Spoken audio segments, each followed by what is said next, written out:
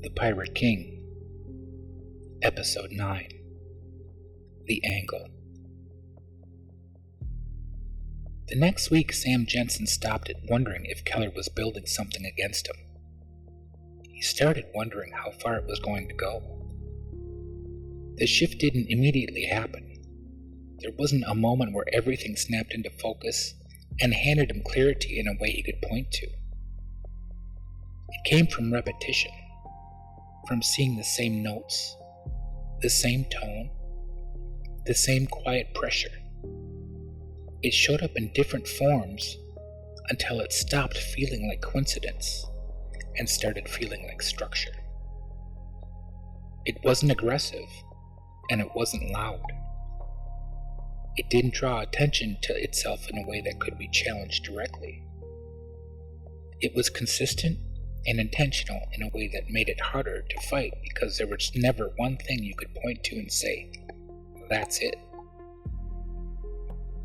It was a pattern, and he was at the center of it. The next meeting made that clear. This time it wasn't framed as a discussion, it was a review. Sam sat across from Keller again in the same office. The same stuffy environment where everything felt deliberate, where nothing existed without purpose. But something had changed. There was less pretense now, less patience. Like Keller didn't feel the need to ease into anything anymore, because he didn't have time to. The folder that landed on the table was thicker this time, not dramatically so, but enough that Sam noticed it immediately. That was new. That was substantial. It wasn't about what was inside it yet. It was about the presence of it. Keller didn't open with conversation. We've identified continued inconsistencies, he said, his tone even, measured in the same way it always was, but without any attempt to soften the entry. Sam didn't react right away. He let the words settle before answering. In what? Your reporting, your focus, your adherence to assigned cases.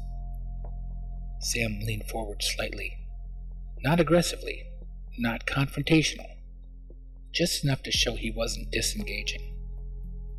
You keep saying that. Show me something I did that actually affects the case. Keller tapped the folder lightly, not opening it, just acknowledging its presence like it was already enough. It's not about one instance, he said. It's about accumulation. Sam shook his head once, controlled. Accumulation of what? Behavior. Sam let out a quiet breath, his eyes holding steady, not giving Keller anything more than what was necessary. You're building a narrative. Keller's eyes lifted slowly, locking onto his. I'm documenting reality, he said. No, Sam replied, calm but firm, the words coming out steadier than he felt. You're reshaping it. The room went still. Not silent in a dramatic way, not tense in a way that would make anyone uncomfortable if they walked in, but still in a way that mattered. The space between them tightened without either of them moving. Keller didn't react immediately. He let it sit there, letting Sam's words exist long enough to be acknowledged before responding. Then Keller smiled slightly. You're intelligent, he said. That's going to make this harder. Sam didn't look away. Harder for who? For you, Keller said, his voice steady, unchanged. Because you have refused to comply with protocol. That landed differently than anything else Keller had said. Not as a warning, not even as a threat, as a conclusion. Sam leaned back slowly, letting that sit, not reacting the way Keller might have expected, not pushing back again, not giving him more to work with. Silence was the only move left that didn't add to whatever Keller was building. And for the first time since this started, Sam chose it deliberately. The meeting ended the same way the others had. No resolution, just progression. Back in the office, Sam didn't go back to his desk right away. He walked instead, not toward anything specific, just putting distance between himself and that room, moving through hallways until the noise of the building softened enough for him to think clearly. His pace didn't change, but his focus did. He wasn't reacting anymore. He was processing. Accumulation. Behavior. Narrative. Keller wasn't providing proof to anything Sam had actually done. That was the part that made it dangerous. He was building something that didn't exist yet, and once it did, it wouldn't matter if it was true. Sam slowed near a water station, stopping there, one hand resting against the top as he looked down. Not because he needed the break, but because he needed the space. That was the shift. Before, it had felt like pressure, something external, something that could be pushed against. Now it felt like a real outcome. Harris found him there, stepping into the space without making it a scene, like he understood exactly how much attention to draw and how much to avoid. "You need to stay in your lane," Harris said quietly. "I'm not out of it." "You're intrusive." Sam turned slightly, looking at him. "Because it's wrong." Harris looked around nervously, nodded once again, and said, "That's not the issue." "Then what is?" Harris hesitated just long enough to show this wasn't something he said lightly. Just long enough to make it clear that whatever came next mattered. Then he said, "He's positioning." Sam frowned. "For what?" Harris glanced down the hallway before answering, like even the walls mattered. "Promotion." That word changed everything. Sam studied him, the pieces shifting faster now. The structure finally starting to show itself in a way he could follow. "So this was never about me?" he said, slowly making sense of it. "It's about him moving up?" Harris didn't interrupt.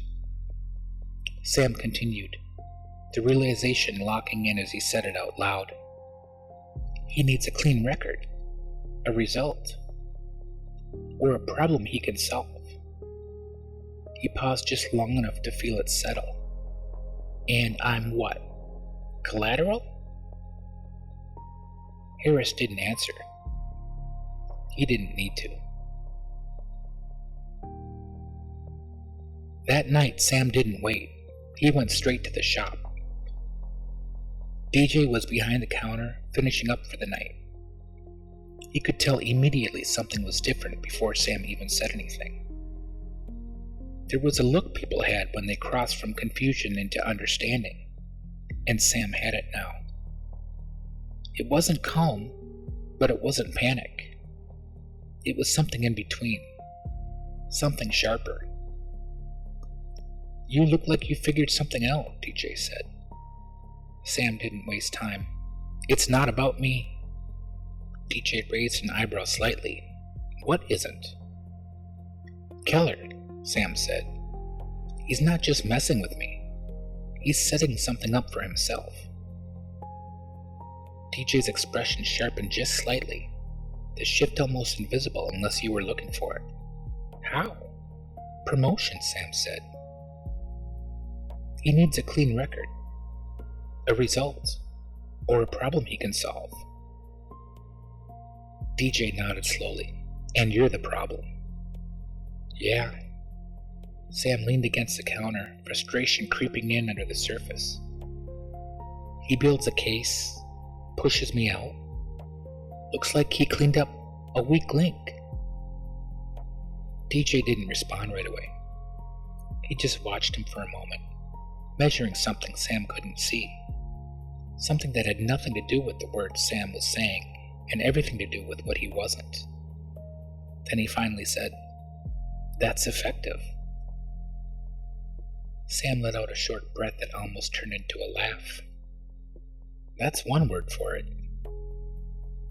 DJ's eyes stayed on him. "Then stop playing into it."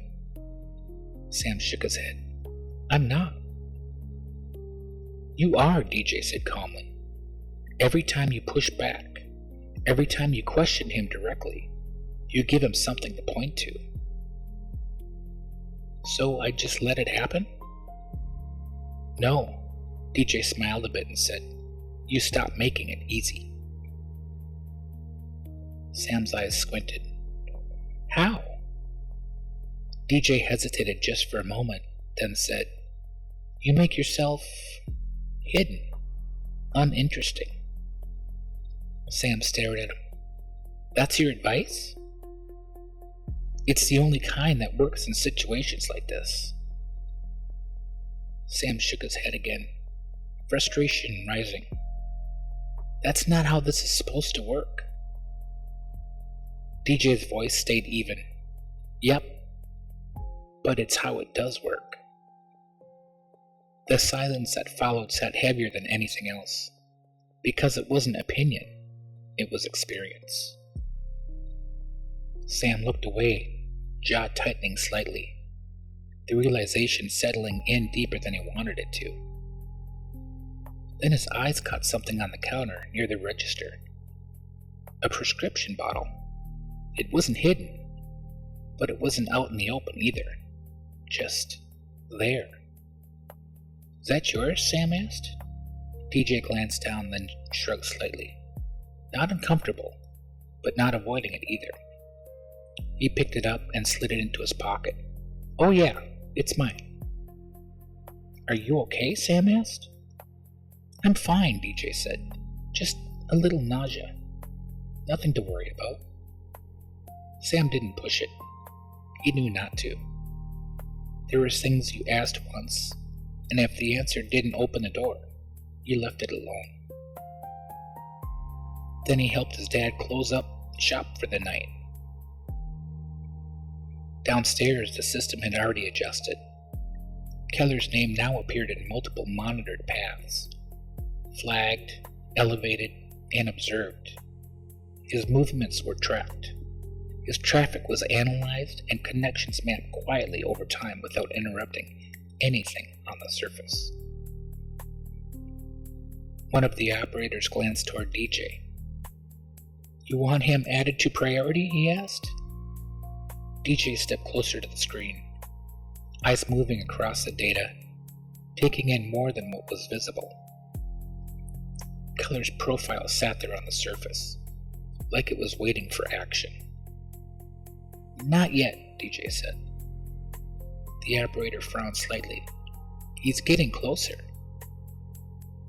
DJ nodded once. "I know." "Then why not?" "Because," DJ cut in, calm but firm. "We don't move on people unless we have to." The operator hesitated, then nodded, turning back to the system without pushing it further. DJ's eyes stayed on the screen. Keller wasn't the problem. Not yet. Upstairs, Sam stood outside the shop trying to understand a system he wasn't supposed to see, trying to adjust to rules that didn't match the ones he thought he was comfortable working under. Downstairs, his father was watching a different system entirely. Both of them were moving carefully. Both of them were trying to stay in control. And neither of them realized that they were already being pulled toward a shocking outcome.